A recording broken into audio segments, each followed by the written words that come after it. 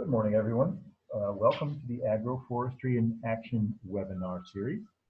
I hope you can hear me okay. I have a bit of trouble with my mic. It's a bit faint, but I think it's going to work. My name is Gregory Ormsby-Maury, the host of the series. The Agroforestry in Action webinar series is a production of the Center for Agroforestry at the University of Missouri. The series is about monthly. We hold webinars just about every month, usually on Wednesdays. Our guest today joins us from the University of Wisconsin, Diane Mayerfeld, excuse me. And Diane will be speaking about silvopasture work in Wisconsin, some of the progress to date and some of the challenges that remain ahead, and what we've learned, and some of the trials and research there. Today's presentation will run about 40 to 45 minutes, and then we will have time, about 10 or 15 minutes toward the end for some question and answer and discussion. I would ask that you make sure that your microphones are muted and your video are turned off during the presentation. So to begin, Diane Mayerfeld is the Sustainable Agriculture Coordinator for the University of Wisconsin Extension Service. She helps extension agents and other educators around Wisconsin learn about sustainable production practices like rotational grazing, agroforestry, organic agriculture, and cover cropping. But she's also concerned with sustainability in the social dimension as well, and works with initiatives such as community food systems. A major focus of her research is silvopasture and agroforestry practice that integrates grazing with trees. And that's something that we'll hear more about in today's presentation. Diane has a master's degree from the Yale School of Forestry and Environmental Studies and is currently working on a PhD in environment and resources at the University of Wisconsin-Madison. She works on the UW-Madison campus at the Center for Integrated Agricultural Systems. I believe, Diane, you're also the Wisconsin State Coordinator for the SARE program, is that right? Yes, so the Sustainable Agriculture Coordinator is my SARE position. Ah, interesting, okay. Well, thank you for joining us today, Diane.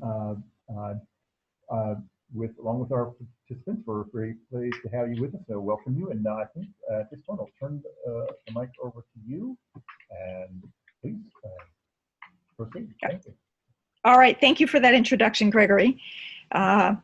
Thanks everyone who's tuned in to this presentation. And as Gregory said, I'm going to try to leave time at the end so we have some good back and forth with discussion and questions, because the fodder for thought is basically questions that I'm raising that I don't necessarily have answers to, but collectively people may have some really good ideas.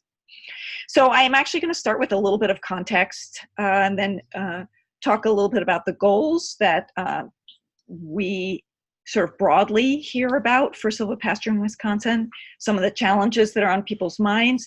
Then I'm going to talk a little bit about my own research and what we're beginning to learn from that. And then I'm going to transition to what some of the sort of broader questions are that I think come out of both my own research and what I'm hearing from farmers and agricultural advisors and foresters around Wisconsin. So first of all, who is interested in silvopasture in Wisconsin? Who is doing silvopasture in Wisconsin? And the short answer is we don't know. The closest thing we have is the National Agricultural Statistics Service does an agricultural census every 5 years, and they ask some questions on that give us some hints. So one of the key questions is they ask about how much farm woodland is on each farm, and they ask about how much of that farm woodland is pastured. And so that doesn't really tell us how much silvopasture is going on, but it does tell us how much grazed woodlands we have, and we have quite a lot. So here is the results for both Wisconsin and the surrounding states, just to provide some broader context. Nearly 20% of farm woodland in Wisconsin is pastured. Of course, there are a lot of farms that don't have livestock, or that don't have livestock that graze. So it's presumably a quite high proportion of the farms that have grazing livestock that actually use some of their woodlands as pasture. In Missouri, it's particularly high, but in all the states, it's a significant portion. If you flip that around, you can ask the question, how much total pasture in the state is wooded? And in Wisconsin, it's approximately 30%, just a little over 30%. That's the highest of the sort of surrounding states. But again, in all the states, it's at least 15% of their pasture, somewhere between 15 and 30%. So we do know that more than 10,000 farms in Wisconsin report having pastured woodlands. Here's another way to look at it, where I've put on this graph for Wisconsin and surrounding states, how many states in 2017 reported, how many farms reported having pastured woodland in each state, how many farms reported practicing any of the 5 agroforestry practices identified by the U.S. Department of Agriculture, and how many farms are doing rotational grazing. So as I said, those pastured woodlands don't really tell us how many people are doing silvopasture. But as we look at this graph, silvopasture is one of those 5 agroforestry practices. So it kind of tells us that it's at best a tiny proportion of the people of the farms that have pastured woodlands that are at least consciously following silvopasture practices. The other thing is that in this region, we sort of see rotational grazing as foundational for proper silvopasture. If cows have continuous access or livestock has continuous access to the silvopasture over the season, we don't think that will result in proper management of either the forage layer or the trees. And so as you can see, again, in none of the states is the bar for rotational grazing as high as the bar for pastured woodlands. So this kind of brings us to perhaps our first policy goal, which would be by the next ag census to have the green bar showing rotational grazing and the blue bar showing agroforestry to be at least as big as the brown bar and preferably much larger. So that is kind of one thing to aim for. So in this prevalence of farms that are doing grazed woodlands has kind of directed the focus of our research and outreach in Wisconsin, which is that we're primarily looking at what can we do to convert the existing grazed woodland to silvopasture. In other words, to improve the management of that grazed woodland so that people are actively managing the forage layer and actively managing for whatever their goals are for the trees.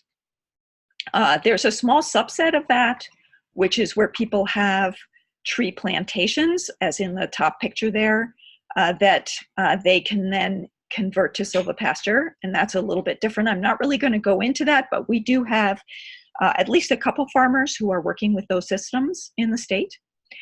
The other thing to not forget about is those farmers who are planting silvopasture, planting trees in open pasture and cropland. That is quite a small number as far as we know. Those numbers are probably in the tens rather than the hundreds or the thousands. And although this photo was taken in Wisconsin from a sort of visionary farmer who, the photo on the bottom with the rows of poplars in a sheep silvopasture system, who planted those poplars about 25 years ago. That's definitely the minority. Most of the farms that we have that are planting trees have just done so, have just started doing so in the last probably 5 years. So what goals do farmers have? About in 2014, I started my PhD research by interviewing farmers, agricultural professionals, and foresters about what they thought about mixing trees with livestock in general, and what they thought about silvopasture in particular. And there were some goals that really rose to the top in terms of the number of people who mentioned them and the amount of emphasis they placed on them. And really the top two were providing shade for animal welfare purposes and managing brush and invasives in forested areas.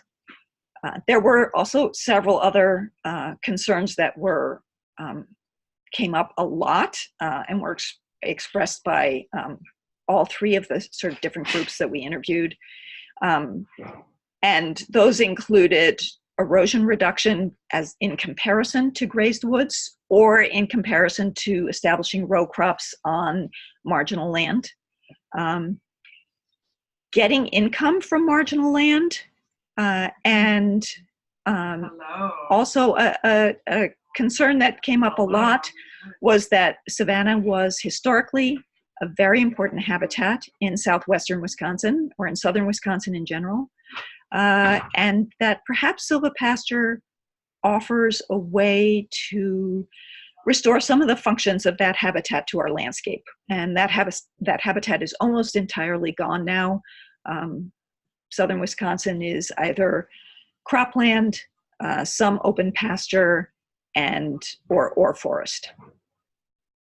So those were some key goals that people mentioned, and we have gone back and re-interviewed some of these groups in this earlier this year, and those same goals are still very much on people's minds.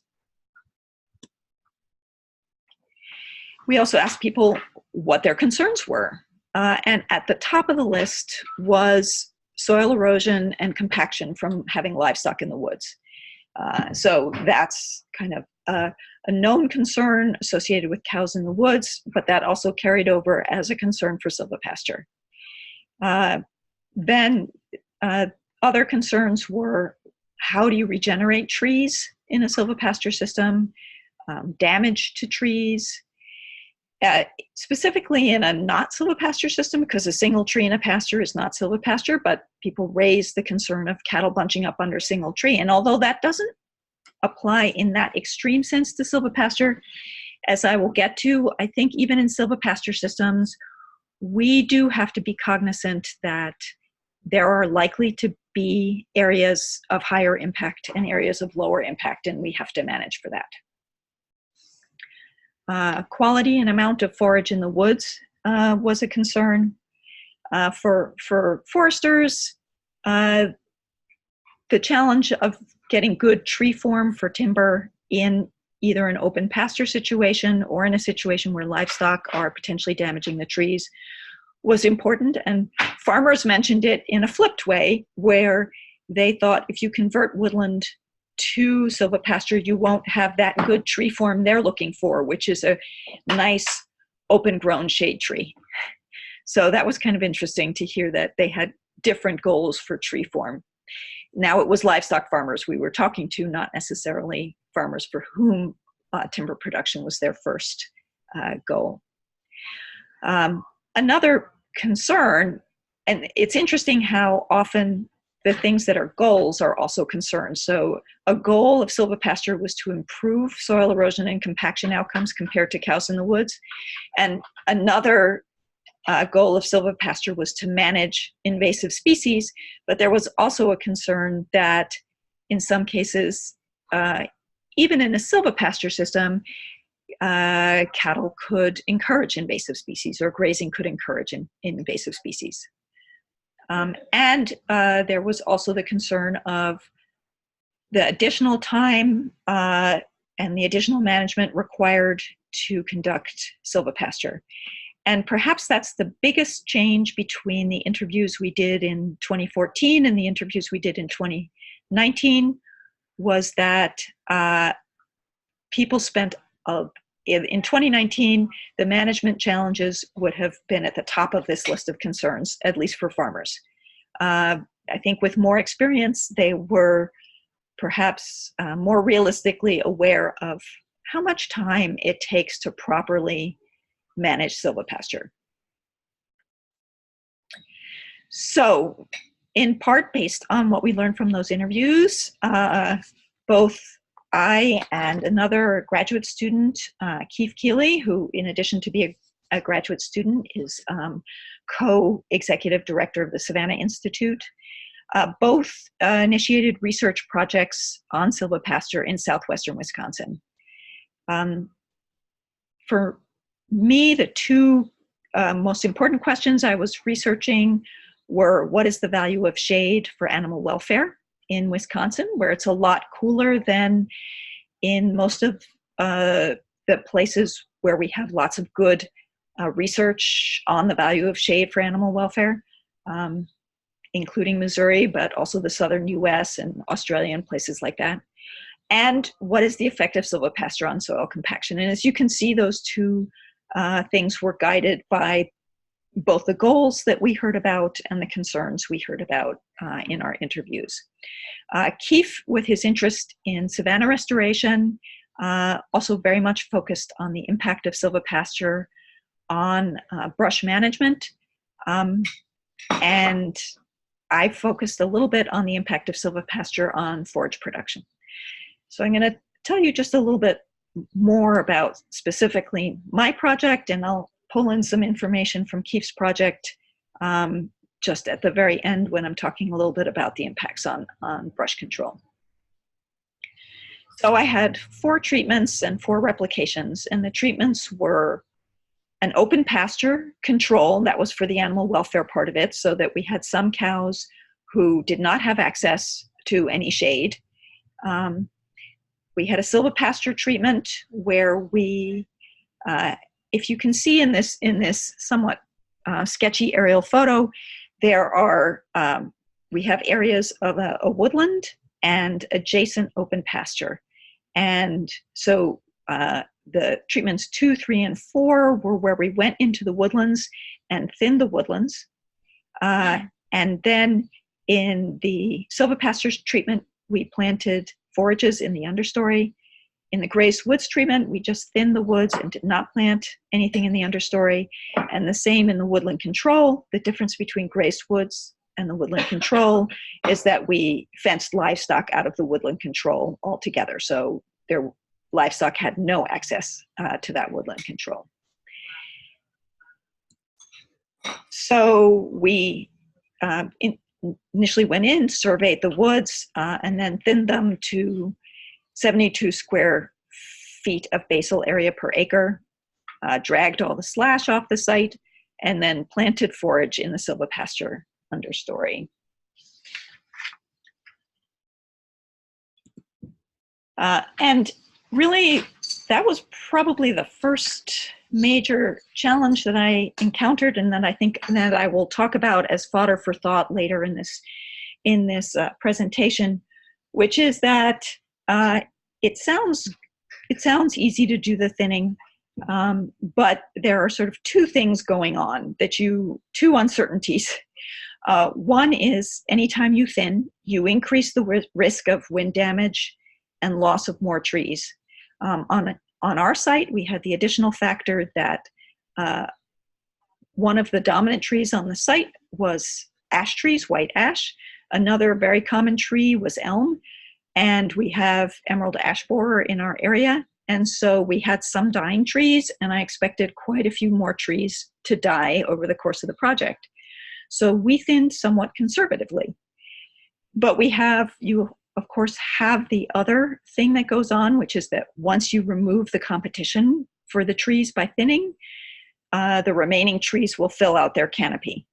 And so although we did see some tree loss from both disease and from wind damage, the canopy growth has more than compensated for the losses. And 3 years after thinning, the increase in canopy growth and the shade was enough to, I think, seriously impact our forage growth.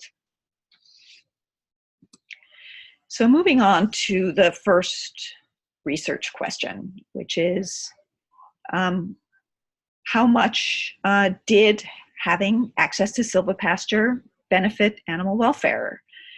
We chose to study this in two ways. As you can see in this picture and in the next ones, the cows in both the silvopasture and the grazed wood treatment could move back and forth between open pasture and the shaded area. So this is a way of letting us see what their preference is, what their choice is, which place do they want to be in. So if they choose to access the shaded area, that indicates that they value having the shade from the silvopasture. Then we also tried to, by observation, and I'll go into the details of that later, try to assess whether that actually, access to shade actually reduced their heat stress. So did cows choose to access shade? I don't think any farmer will be surprised to hear that yes, indeed they did. Here's a photo taken, we studied where the cows were both by visual observation. We went around and looked at all the cows and all the plots and all the replications 4 to 6 times a day when they were out on the plots.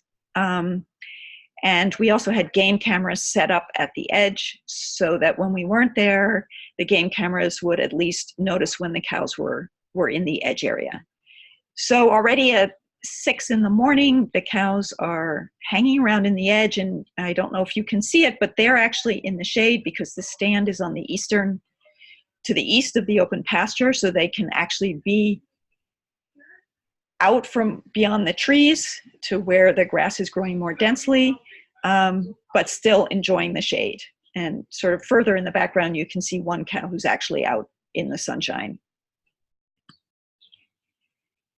So when do the cows seek shade? Well, so this is a somewhat complicated graph. On the bottom, you can see this is a graph of where the cows are over a 24-hour period. So on the left side, it's midnight, and on the right side, it's 11 p.m. And the blue line that you see is the difference between the temperature logged in a temperature logger that was placed out in the open pasture, obviously covered, but in the open pasture, and a temperature logger that was in the silvopasture. And if you can see the 0 on the left side, when the blue line is at 0, that's when the temperature is the same in the both. When the blue line is above 0, that's when it is actually warmer in the wooded area. And when the blue line is below 0, that's when it's cooler in the silvopasture. So you can see that right about between 6 and 7 a.m., the temperature goes from holding steady at being just a little warmer in the wooded area, where I guess the canopy kind of kept a little warmth in overnight when there was no sunshine.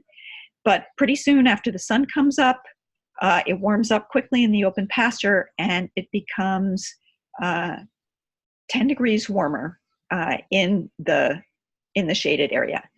And at that time, the cows and the number of cows in the shade is shown by the green bars. And there are only 5 cows in each plot, and this is the sort of very typical graph for one plot. They all basically show this pattern. The cows start going into the shade, and between half and all of them are in the shade from that point in the morning where it gets cooler in the shade than in the open pasture. And they may go out and get a drink of water or do a little grazing and come back in until mid-afternoon. And then starting about 3 p.m., they start heading out to the open pasture in this experiment. And by 4:30 p.m., they're all out in the open pasture doing very serious grazing. So this was a very typical temperature pattern. And one of the things that it says to me is that when they're going into the shade, it's not just random. They are specifically going there based on the temperature. So as I mentioned, we also wanted to see, okay, in addition to their behavior, is it actually making them physiologically more comfortable. So we developed, based on work from Mader, and I'm not even sure how to pronounce this name, Gaughan, I think. They both developed scales of figuring out from looking at cows whether they're experiencing heat stress. And sort of the first indication is elevated respiration. And then there's sort of a series of additional steps. We actually never saw anything higher than a 2.5 in part because we had quite moderate temperature summers the 2 years we were doing these observations. Also, we developed a protocol that said that when they reached 2.5, we were going to take them out of the open pasture anyway and give them access to shade, because at that point, they're actually experiencing some physiological stress. So, but we did see significant differences in heat stress over the course of the summer between the cows in the open pasture and the cows in the silvopasture, as you can see on this graph, in both 2017 and 2018. I should add that the cows were not on these plots season long. These plots were very small. We didn't have a lot of wooded area to thin. So each of the plots, the wooded portion of each plot was only 1/6 of an acre in order to get 4 replications in and 3 different treatments. So we only placed the cows on the plots when we thought it was going to be hot. And so they were on these plots for a total of less than 9 days in both 2017 and 2018. So for 3 grazing events, each grazing event was slightly less than 3 full days. We did see a difference in heat stress, but we did not see a difference in production. So calf weight gain was not different by treatment. We didn't see in the cows we followed differences in their pregnancy outcomes, in birth weight of the calves the following year. So that kind of raises the question, why would we be interested in this animal welfare if we don't see production differences?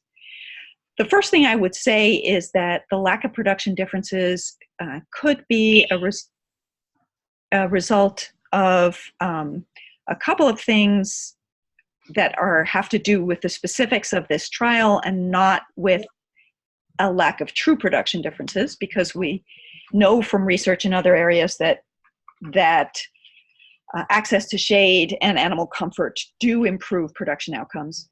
One is, as I say, the cows were only on these sites for 9 days over the course of the growing season. So any differences in production outcomes were probably swamped by compensatory gain and by what happened during the rest of the grazing season. The other thing is, as I mentioned, this summer was cooler than normal, both in July and August when we had them on the plots, and so we really didn't reach the typical temperature humidity index when we would be concerned about physiological stress to the animals. But I would also say that welfare may be a value in and of its own right, even without clear production gains. One of the reasons that producers are interested in grazing is because they feel that it contributes to animal welfare. And certainly when we look at the 5 freedoms that are often used to summarize how we think about animal welfare,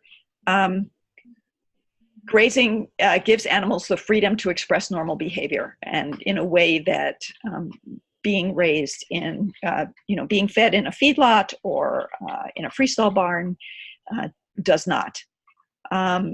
I think the first 3 freedoms are much more determined by the specifics of management on the farm than by whether the cows are on pasture or in a building or in a lot. But the last one, freedom from discomfort, actually poses a challenge to grazing systems because grazing systems don't have as much control over extreme weather as cows that are in a building. And I think silvopasture potentially has a very important role to play in that, and that is of interest to farmers who just value the comfort of their animals. And it may also be of interest because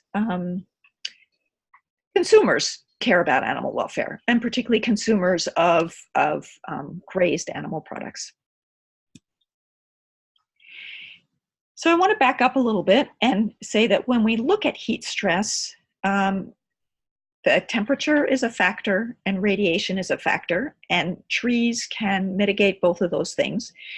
But heat stress is also determined by humidity and wind, and trees can raise humidity and block wind.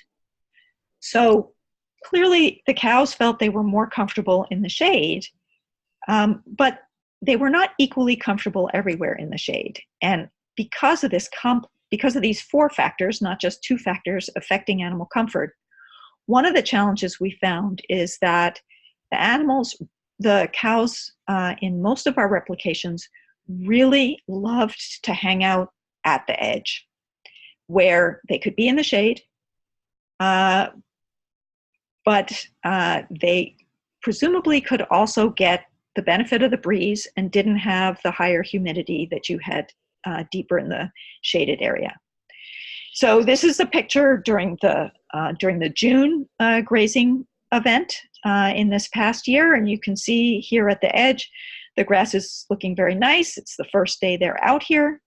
But then by the August grazing event, after they've been out there for 3 days in June and 3 days in July, the edge looks pretty battered.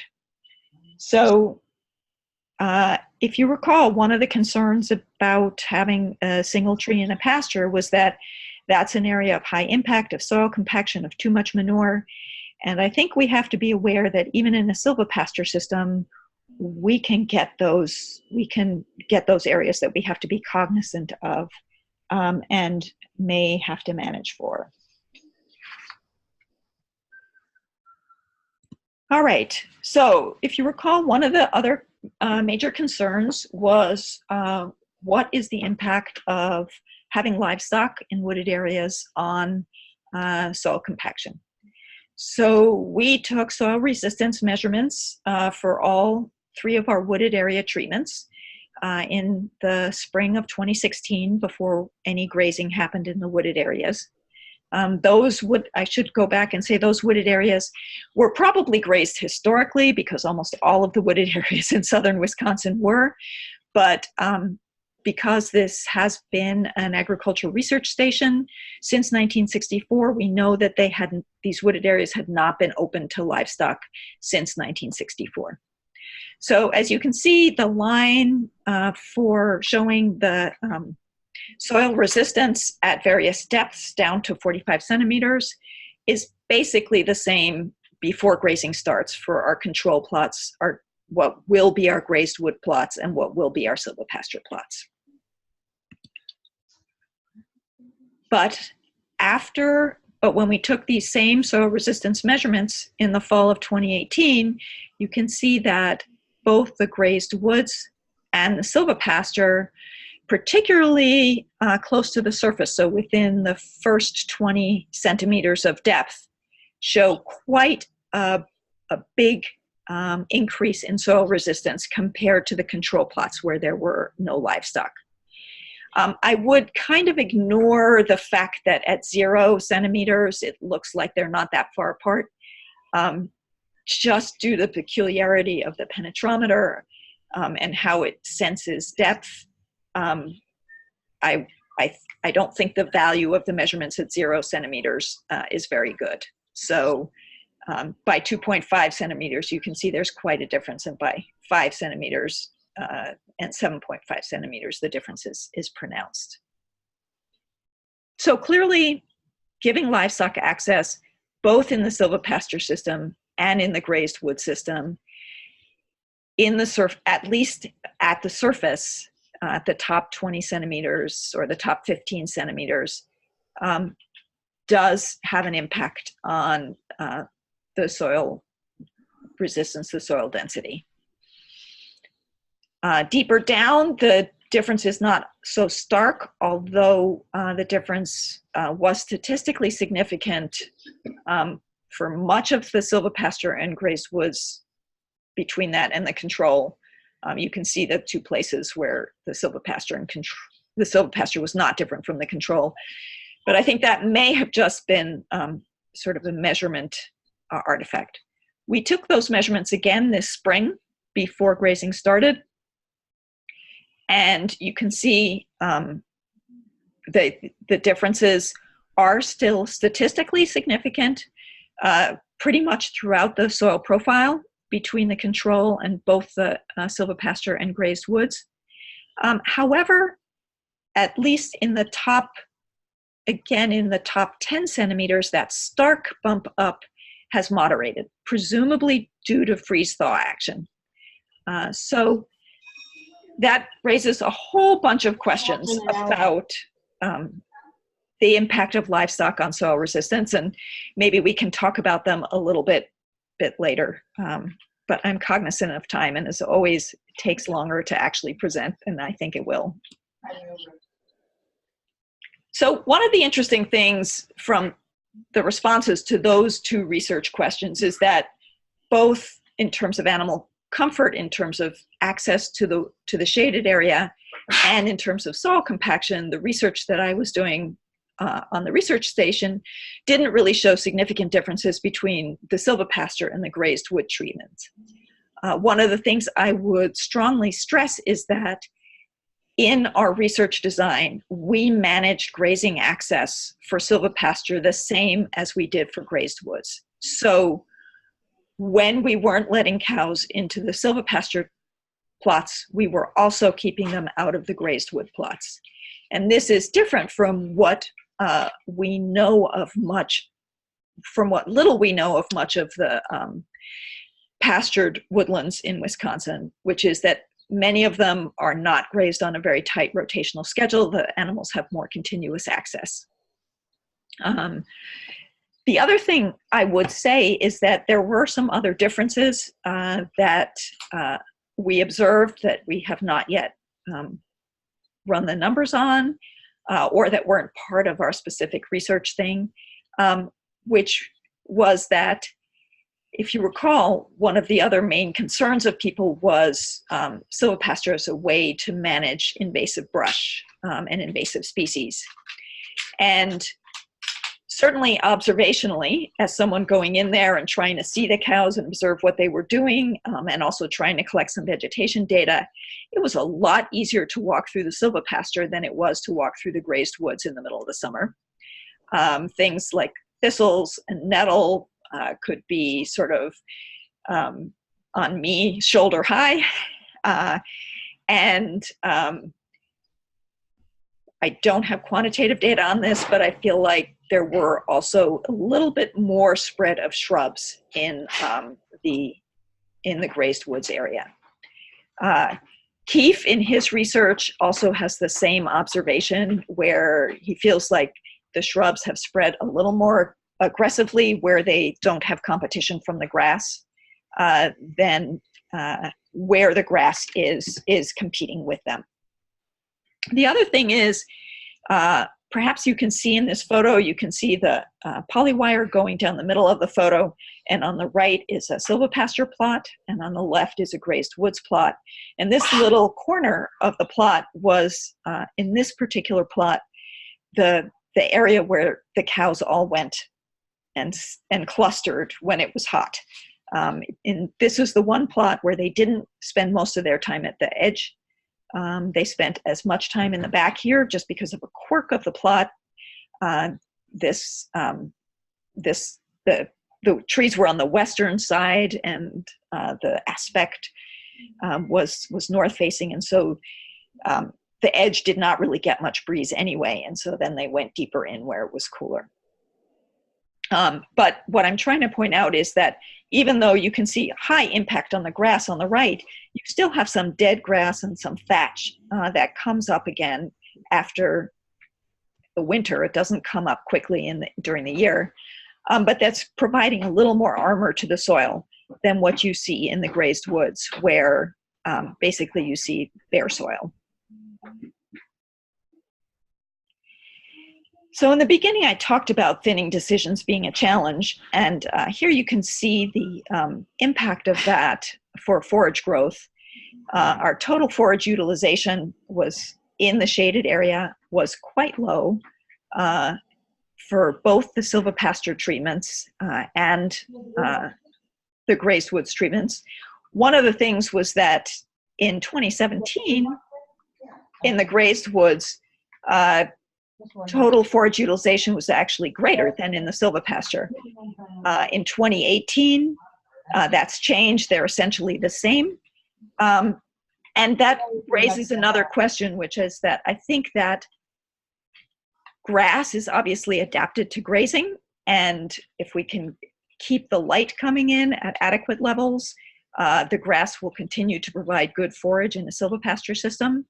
In a grazed wood system, and I don't have the data for this yet, but observationally, I fear that over time, you would get a shift where those plants that are palatable to the animals will be grazed. Those plants that aren't palatable to them will be left alone and will spread and increasingly take over.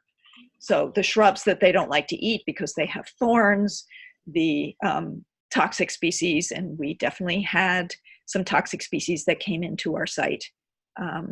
Those can all be, I think, challenges that having grass can help manage, and having unmanaged vegetation, you then take your risks of those spreading. So you can see that our shade amount in 2018 was, our plots by 2018 were shaded, somewhere between 65 and up to some of the plots up to almost 80%. So the average shade in the silvopasture plots was about 70%. So that definitely had an impact on the amount of forage production. So moving on to challenges. How do you manage silvopasture to improve animal welfare, manage brush, get income, and prevent environmental damage? I have some sort of recommendations based on our experience. I put in the beginning, consult a forester before converting a woodland to silvopasture, because if you have a woodland that isn't grazed, one of the challenges I'll mention again later is both the farmers we've talked to and the agricultural educators are cognizant of the concern that as we promote silvopasture, we don't want that to be taken by people as saying, oh yeah, letting cows in the woods is fine. But managing the grazing timing, managing the grazing recovery, managing shade is a real challenge. And I think we have to acknowledge that this is going to require ongoing active management. I think there's a tendency to think that the woodland areas are lower management areas, and that just simply is not going to be true in a silvopasture setting. So here are some recommendations for that challenge. And here I'm going to move on to many fodder for thought questions, but I'm going to try and move through some of them really quickly so we do have time for questions and discussion. So one is, what is the role of timber production in Wisconsin silvopasture? I have a quote here taken from a publication that says the practice of silvopasture provides annual income from livestock while fostering long-term economic benefit from high-value timber products. And that's kind of what I often hear of as the role of silvopasture. And I just would basically say that timber production was not one of the goals we heard from farmers or most ag providers, or from most farmers or ag providers. And I think there's some very good reasons for that. Timber does not grow as fast here as in the Southeast, where we have those well-established plantation pine settings with silvopasture. It is probably 60 to 80 years for even our faster growing trees before you have harvestable timber. And we, in many parts of Wisconsin, no longer have good markets for anything but high quality veneer logs. This picture is from the exception. It's from northwestern Wisconsin, from a farm in an area where there's still good pulp markets, and this farm did make some very good income by selling off, by having their aspen stand selectively logged to establish silvopasture. But for much of Wisconsin, that's the exception rather than the rule. Some other fodder for thought questions that have come up are, what is a good ratio of silvopasture to open pasture? You know, we have these tensions between how much of the farm should be in shade, because that it gives us some animal welfare things, some animal welfare benefits. Maybe it can give us some savanna habitat function. But open pasture is probably better for ease of management for forage production. And we have ecological benefits such as grassland birds. We saw that there's an increase in soil resistance, but what we don't really know is how much increase is acceptable. And how do different soils affect that? In our site, we were on a silt loam, probably one of the soils most susceptible to an increase in resistance. So there's a lot more information we need around soil resistance. How much would additional grazing increase soil resistance? How do we promote silvopasture without promoting cows in the woods? And then a lot of questions about what are the implications for silvopasture design. The design that I used in thinning was the standard crop tree thinning recommendation, which you kind of see here. But after going through that process, I'm now thinking, given that there was no timber value on my site and we really didn't have crop trees, maybe patch tree thinning makes more sense in cases like that, where you would just, this way you would have more assurance that it would take a little longer for your shade to fill in. Also on my site, for both because we had only a tiny amount of woods, but also to allow the cows to move in and out of the shade, we had the design on the right with silvopasture with open pasture. That obviously creates the question of, you have this desirable edge with higher impact, but what are the advantages for the design of each paddock having both silvopasture and open pasture versus having silvopasture throughout? And I think there are a lot of pros and cons on each side there. And in terms of silvopasture design, there are many questions for those farms that are planting silvopasture where they have a blank slate to work from. What do we recommend for them? This is a picture of one of the farms in Wisconsin that has, as you can see in the background, planted trees in their pasture. I don't think we have good answers for them, but the great news is that this farm, like many of the farmers who are doing this, is working with the Savannah Institute, and so they will be sharing what they find, and hopefully with their input and some additional research, we can get some good advice. Gregory, what do you want me to do? Should I go through the questions that people posed ahead of time or open it up for additional questions? Well, that's a good question.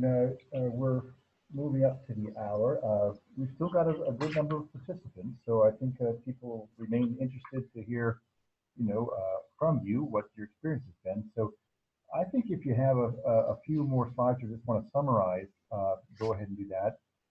If there were questions that came in before the presentation that you think are really good to address, then yeah, we can do that too.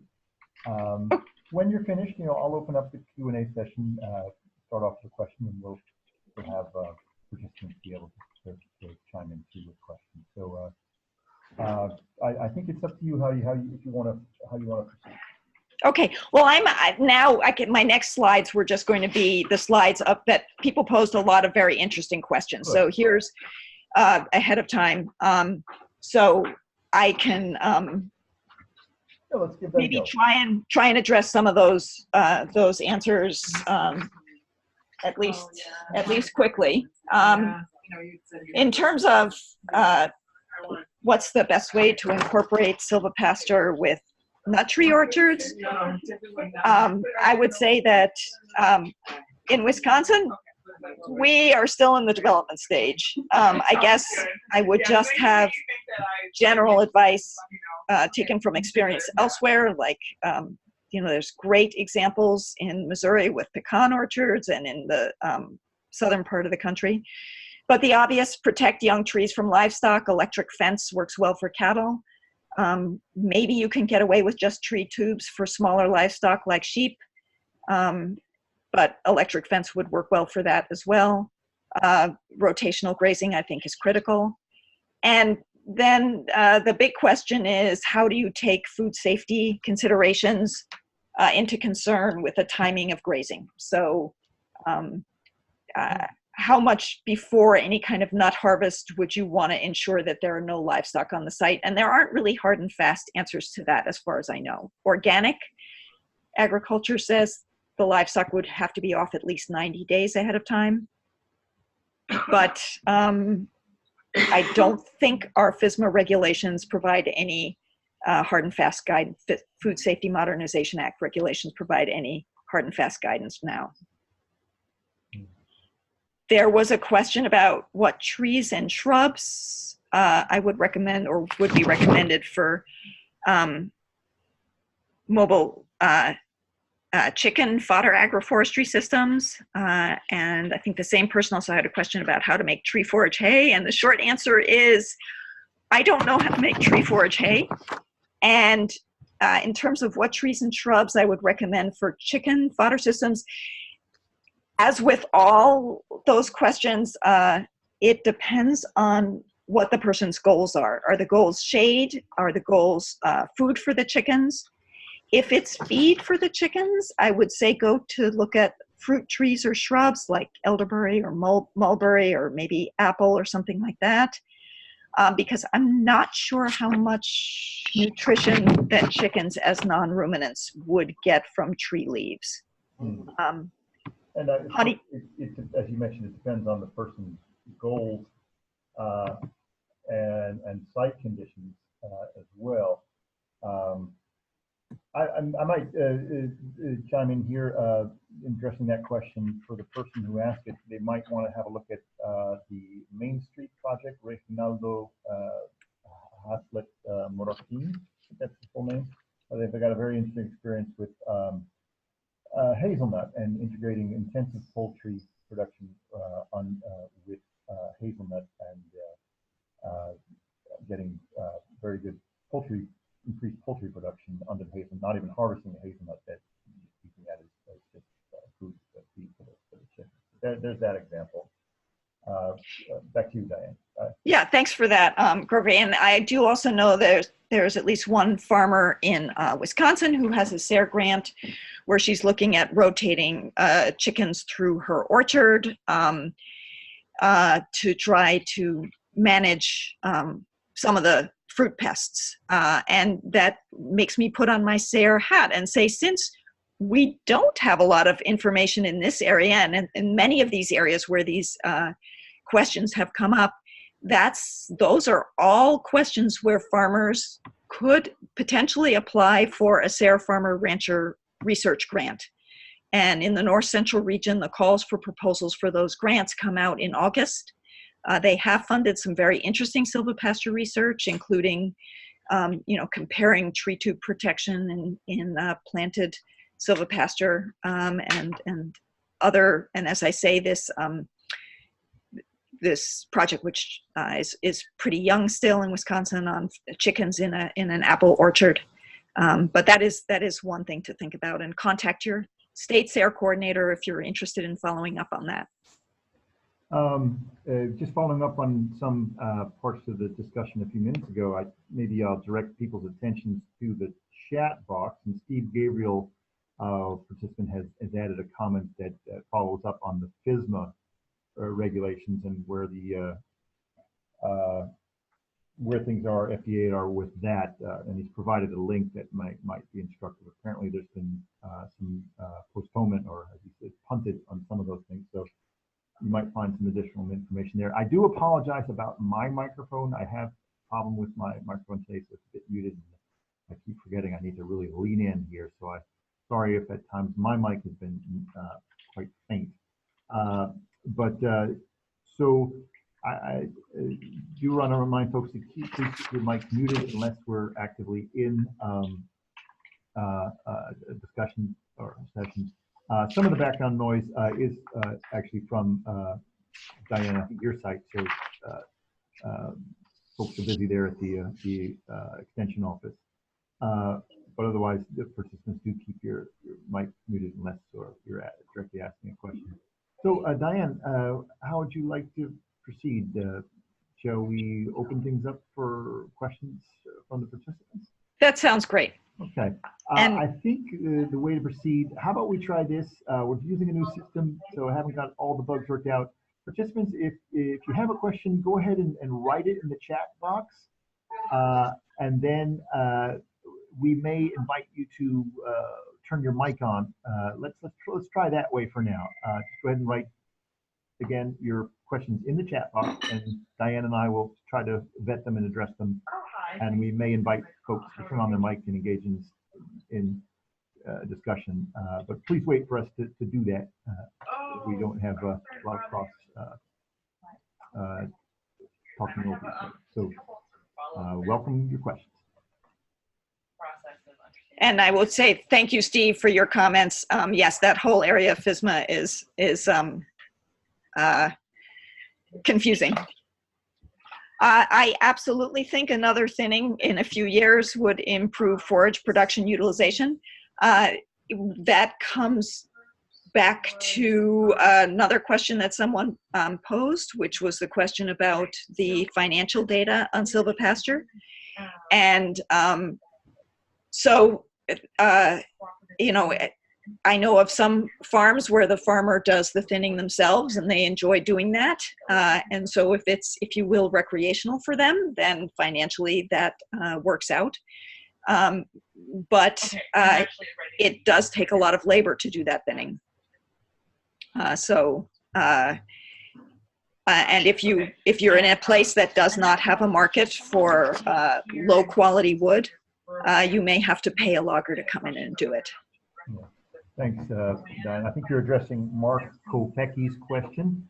I do see a question about the reference to what I just made to the hazelnut poultry silvopasture. I'm gonna, I believe it's Reginaldo Haslett Marroquin, the Main Street project in, is it? Okay, so somewhere. I'll look at the link and I'll post it in the chat box in just a minute. Let's see, another question coming in. Would you like to try addressing Joseph Klingholz's question? Sure. Is there ongoing research for addressing regrowth of forage after a season of grazing? Tying to increased nutrients from manure, but seeing how soil compaction might affect it as well. Yes, well, that's that question of what is the impact in a system that has several different things going on. As I said, in my site, regrowth was pretty slow during the year. Again, I think my hypothesis is that it was because of the amount of shade. That would be a very interesting thing to do additional research on. What I have seen in the literature is generally, you know, pretty close correlation between once shade gets above 60%, a big reduction in the speed of forage regrowth.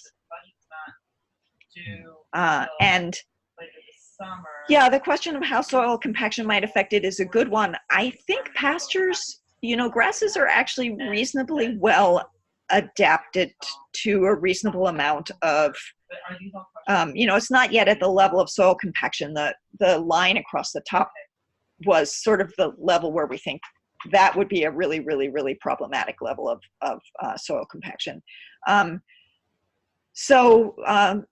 In grasses, soil resistance can be pretty, in open pasture, soil resistance can be pretty high as well. But that would definitely be something to do research on. Thank you, Diane. I think there's one or two more questions that have come in. Perhaps So any comment on methods protecting new tree plantings from grazing damage? My animals tend to destroy my tree tubes. No, that's a very good question, and I did not address it. The Savannah Institute did a really nice research project on that, working with a group of farmers. If I hope I'll summarize their findings accurately. If not, you can probably find them on the Savannah Institute webpage. But my memory is that what happened is that tree tubes alone do not work with cattle. In some cases, some tree tubes, if they're well staked, can work with sheep. But the most reliable and cheapest thing in most settings, if you're planting new trees, is to plant them in a row so that you can run electric fence next to them and keep the animals out that way. You may still want tree tubes to protect them from deer and rodents, and also to give them that little microclimate. But electric fence does a good job of protecting them from livestock. There are also individual sturdy barriers you can buy that work even with cattle, but those tend to be expensive, running about $15 to $20 just for the barrier, and then then you have the installation cost as well. So that might work if you're trying to plant 3 or 4 trees, but if you're trying to establish silvopasture over a larger area, I hope people can hear me. I'm sorry about my microphone levels. That's a tough question, and it's something we've tried to address with some research plots at the University of Missouri, because it certainly is, a barrier or a limiting factor for ranchers to adopt or to have plant trees into pasture and not want to take them out of production. We started a research project back in 2016, and we tried a number of different tree protection approaches, including hot wire on the row. We also then use some of the purchase cages like with barbs, the arbor shield. Yeah, it was around $15 to $20 per piece. In bulk, you might get it down to 10 or 12 directly from the supplier. But then we also made farmer-made tree protection with just a rebar or a T-post and wire mesh around it. And generally pretty effective if you keep the cattle moving on and not once the things in vegetation inside the cage starts looking more attractive than what's out, then you get a lot of more pushing on it. But generally we've had good results, and we were able to turn the herd in the same year, just a few minutes. We planted trees in April, and the first grazing event was in August of that same year. So effectively not taking the ground out of production. Diane, how we doing? Should we address any more questions there? It depends on how you feel. We want to keep going. Okay. Well, I just in the chat box, thank you to Susan Beal for her comment that the amount of shade is also going to influence the energy content of the forage, with it being lower in the shade than in the sunshine. We did forage quality testing, and it was pretty similar in the shaded areas and in the open. But I think that could be a factor as well. I think it was much more just the density of the forage. It was just much less dense in our case. But this brings up the fact that there is so much variation. You're working with so many different types of trees. As the next question asks, what seeded grasses and forages grew best in our study? And that's another huge area of research. There's been some research done in more southern areas, but many of the forages there are not necessarily the best ones for our area. In my study, orchard grass was hands down the winner. We put out a seed mix and had only a small amount of orchard grass in there, probably around 10% orchard grass. And I would say it's more than 50% of the grass that's there now. And then we do have a little bit of meadow fescue and some festuloleum. We have some Kentucky bluegrass that's just coming in of its own. But orchard grass is the big winner. Good. Thank you, Diane. I guess I'll also maybe direct any participants' attention to the chat box and would encourage you to look at some of the comments, especially by Steve Gabriel. He's provided a number of links to useful information, and Susan Beale's comments as well. I hope people are able to scroll up and down on the chat box. I'll leave it open for a while for folks to do that. I think perhaps we've coming to the close of the presentation. Again, I regret the faintness of my mic. I also apology. I had promised to post the link for the project, the experience on hazelnut and poultry silvopasture. I forgot I'm not able to minimize my screen while the webinar is in recording. So if someone else has access to that and know what I'm talking about, I believe it's Reginaldo Haslet Marroquin Nations Project. If someone could post that link in the chat box for us, that would be great. With this though, Diane, I'd like to thank you very much for an excellent presentation and a good discussion here. I thank all the participants for joining in with us, and I hope it was a useful and helpful for you. This is a presentation in the Agroforestry in Action webinar series, a production of the University of Missouri. We schedule webinars approximately monthly.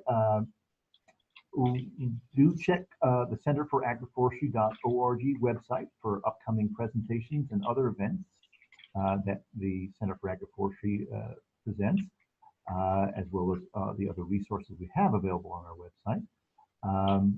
Once again, I thank you for joining us and look forward to seeing you the next time. Thank you very much, Gregory. And your mic actually came through just fine. So.